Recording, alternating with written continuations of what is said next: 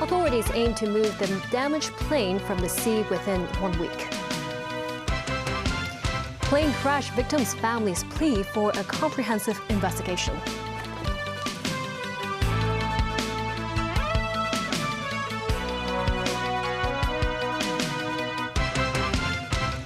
Good evening, and thank you for joining us. Authorities continue its investigations into the cause of yesterday's runway incident that resulted in 2 deaths after an Emirates cargo plane crashed into a patrol vehicle soon after landing. This as the airport authority says it aims to remove all the remaining debris of the damaged aircraft within 1 week. Timothy Lee tells us more. Parts of the damaged Emirates cargo plane remain lying under breakwater just outside the airport's north runway. A view from another angle shows the front of the plane facing towards the runway, with portions of its wing ripped off. The incident happened at around 4 a.m. yesterday when the Emirati aircraft suddenly swerved left after landing on a north runway. It subsequently exited the runway after crashing through a fence before hitting a patrol vehicle. The latter fell into the sea, with the 2 men aboard the vehicle later confirmed dead. The airport authorities stressed the patrol vehicle was traveling at a distance of 162 meters from the central north runway, which constitutes a standard distance. According to communication records, aviation authorities said the cargo plane crew failed to issue any signals for help prior to its descent, adding that there were no irregularities in communication between the crew and the airport control tower prior to the incident. Approach, good night, Emirates 9788, descending flight level 110, unrestricted, inbound, contact. Emirates 9788, runway 07S, turn left direct to lines, meeting high speed. Direct to lines and runway U06 left and high speed approach. The airport authority noted it has already determined the location of the black box at the tail of the plane, adding that personnel have already been deployed to seize the device. Airport Operations Executive Director Stephen Yu said authorities have already contacted crews of vessels in Guangdong Province that specialize in the salvaging of aircraft debris. He hopes the entire salvage and cleanup procedure will be completed within a week. As of now, the airport authority noted the damaged fence outside the north runway has already been repaired, but the runway itself will be used for backup purposes once it reopens. Timothy Lee, TVB News. Families of the 2 victims killed in the Emirates cargo plane accident have urged the airline to explain the incident. Secretary for Transport and Logistics Mabel Chan says authorities will make every effort to facilitate follow-up work. The victims' families took to the Kwaichung Public Mortuary to identify the bodies of their loved ones. One of the deceased, a 30-year-old aviation security team head. His sister expressed gratitude to the security company and the airport authority for their assistance after the incident, but slammed the airline for failing to follow up actively. The victim's sister says they have not received any condolences or response from Emirates up until this moment. She questions their sense of responsibility, noting while their 4 crew members are safe, someone needs to care for the 2 victims being knocked into the sea.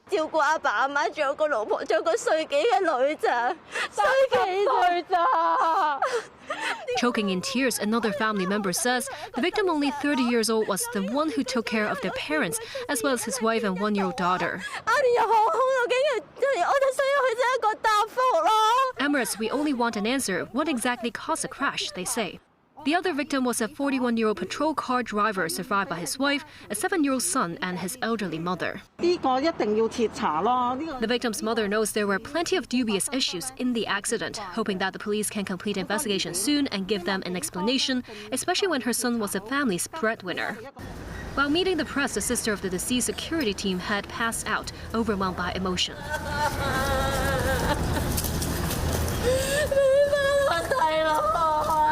It is understood the 4 crew members of the cargo flight were taken to a police station yesterday and met with officials from the Turkish Consulate General in Hong Kong, but no statements were recorded.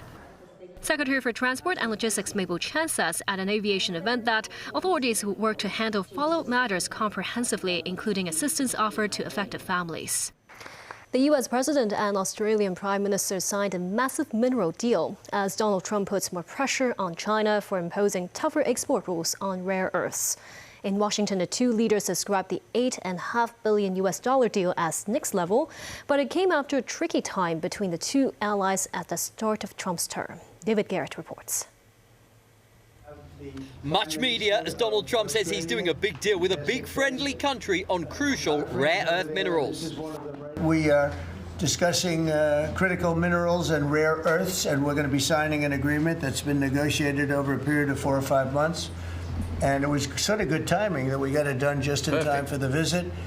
And we worked together very much on rare earths, critical minerals, and lots of other things. And we've had a very good relationship. We've been working on that for quite a while. A previous US-Australia trade agreement was wrecked. Prime Minister Anthony Albanese had said Trump's actions were not that of a friend. After arriving in America, he struck an alternate tone. We are great friends and we're great allies. And this is a relationship that's been forged in the battlefields of the world. We have stood side by side for freedom and democracy. Love America, and I think Americans kind of like Australia too. And with that, it was time to sign an $8.5 billion deal in rich rare earth resources on what Albanese called a significant day. It comes after Trump threatened China with huge new tariffs last week as Beijing implements new requirements for foreign companies to get approval from the central government to export magnets containing even trace amounts of the much sought-after materials. Trump says he wouldn't play the rare earth game with China, and China has had its say. The global industrial and supply chains have been forged as the result of the market and companies' choices. Key mineral provider countries need to play a positive role for defending the security and stability of industrial and supply chains and ensure normal economic and trade cooperation. Beijing says there's no new information to add when Trump says he'll come to China early next year and expects a great deal for both countries when he meets with President Xi Jinping at the APEC summit in South Korea next month. David Garrett, TVB News. President Donald Trump said that the U.S. commands great respect from Beijing and that he will reach a fantastic deal with Chinese President Xi Jinping when the two leaders meet soon. Trump's remarks come after Beijing infuriated him by expanding export controls on rare earth products. All eyes are on a potential meeting between Trump and Xi on the sidelines of the Asia-Pacific Economic Cooperation Summit at the end of the month. Beijing has yet to announce plans for Xi to make the trip to South Korea. I want to be good to China. I love my relationship with President Xi. We have a great relationship. I've been invited to go to China, and I'll be doing that sometime fairly early next year. We have it sort of set. I think when we finish our meetings in South Korea, China and I will have a really fair and really great trade deal together. I want them to buy soybeans. They stopped buying our soybeans because they thought that was punishment. And it is punishment to our farmers, but we're not going to allow that to happen. And still ahead, Britain's King Charles meets survivors of Manchester's synagogue attack. More than 500 cases of flu reported in Hong Kong schools since last month. And tropical cyclone heading away, but Hong Kong enters a cold spell.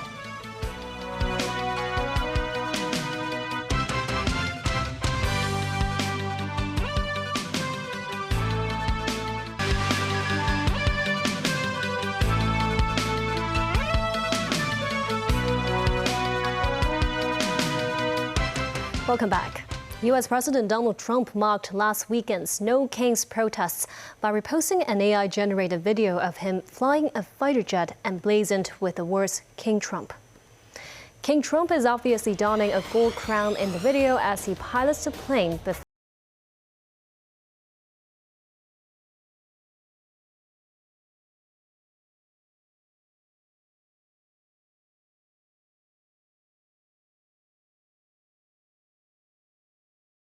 timeline, which is full of edited memes and videos professing praise for the president and his allies while mocking his political enemies. No Kings protests were seen in all 50 states on Saturday, with millions coming out against the Trump administration. The UK's King Charles visited the synagogue in Manchester, where 2 Jewish men were killed during Yom Kippur after a knife-wielding man carried out an anti-Semitic attack. The king met several survivors who were inside during the attack, including Rabbi Daniel Walker, who was praised for his bravery. The assailant told police he was acting for Islamic State and was wearing what looked like an explosive vest. He was killed by armed officers who may also have inadvertently shot at one of the worshippers. The Israeli military carried out airstrikes in southern Gaza on Sunday in response to Hamas opening fire on Israeli forces. Israel then resumed implementing the ceasefire agreement on Monday. Also on Monday, the country received another hostage's body from Hamas, which was sent to Tel Aviv for examination. Local police lined up to pay their respects. In Gaza's Khan Yunis, a convoy transporting supplies passed through the ruins. Taking advantage of the ceasefire, residents rushed to distribution centers to queue for aid. But according to the recipients, the supplies they received were minimal and insufficient for daily needs. U.S. President Donald Trump said the ceasefire still holds, but warned Hamas to stick to the agreement. Hamas has been very violent, but they don't have the backing of Iran anymore. They don't have the backing of really anybody anymore. They have to be good. And if they're not good, they'll be eradicated. Since the start of the academic year in September, at least 550 influenza cases have been reported in schools, with nearly 300 of them occurring in elementary schools. A primary school in Kowloon has stepped up efforts to mitigate the spread of colds while students head back to class. Samantha Lee with more details. It's that time of year again, when many students go back to in-person learning. Parents and school administrators have to deal with infectious diseases. The city logged 556 school flu cases since the new school year began in September, with more than half coming from primary schools. In face of this, infection control measures are put in place in this elementary school. After school, janitors are cleaning classrooms with 1 in 49 diluted bleach. If more than three students in the same class have such, for example, such symptoms, coughing, fever, and sore throat, that means the class maybe have a spreading of the virus. So we will use some cleaning methods to solve those problems. When students with viruses on their hands touch buttons or other frequently handled surfaces, those viruses might be able to transfer to other kids' hands when they touch them minutes or hours later. A few parents will concerned about that because they will worry about their children may affected by the flu. So they will ask schools to ask other students wear masks. On top of that, thermal imaging cameras are installed to help spot sick students as they enter the school. Meanwhile, the authorities called on residents to get vaccinated early. As of now, some 2,300 schools have taken part in the outreach program. 94% of them have scheduled to complete the vaccinations by the end of November. Samantha Lee, TVB News. The Audit Commission is urging the government to strengthen integrity screening on suppliers following the procurement of suspected counterfeit bottled water. This says Xinding Xin Trading, the supplier involved in the counterfeit bottled water saga, has directors and shareholders who were previously arrested on suspicion of fraud. The company has submitted a no-conviction declaration during its tender application. The Audit Commission suggests government departments require tenderers to give consent to criminal record checks. But police expressed reservations, saying criminal records are highly sensitive data. Currently, certificates of no criminal conviction are issued solely for purposes including visa, study, or residency applications. The review panel on government procurement, chaired by Secretary for Financial Services and the Treasury Christopher Hui, has proposed 6 immediate measures, including stronger due diligence checks. Hong Kong's latest unemployment rate between July and September has climbed to 3.9%, with the construction sector being the hardest hit, which saw a jobless rate at 7.2%. The 3-month jobless rate is 0.2 percentage point higher than the preceding June to August period. The underemployment rate remained unchanged at 1.6%. Some local construction workers say the import scheme of non-local staff has led to job losses among local ones. Development Secretary Bernadette Lin, meanwhile, wrote in a newspaper article that the recent rise in construction unemployment mainly stems from the slowdown in private sector property projects. She explained that construction involves multiple stages and trade with labor demand fluctuating as projects progress.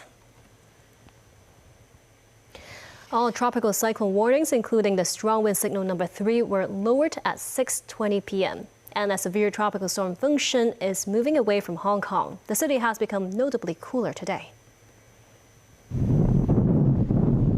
With a combined influence of Fengshen and the northeast monsoon, the city is experiencing stronger winds. By midday, the mercury across the territory was between 4 and 7 degrees Celsius lower than yesterday. 10-15 years ago, by the time it's the Mid-Autumn Festival, but usually these days it's pretty warm by the time.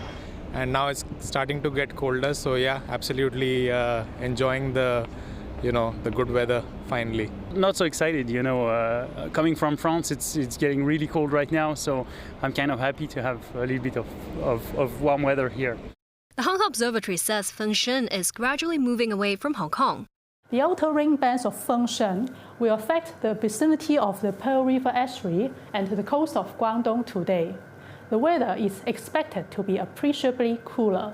The mercury is set to dip to around 19 degrees Celsius from today through Thursday. But don't put away your summer clothes just yet, as the heat's set to come back over the weekend, with the temperature reaching a high of 30 degrees on Saturday and Sunday. The forecaster adds that the skies will be clear over the latter part of the week. And that's the news. Stay warm and thank you for watching.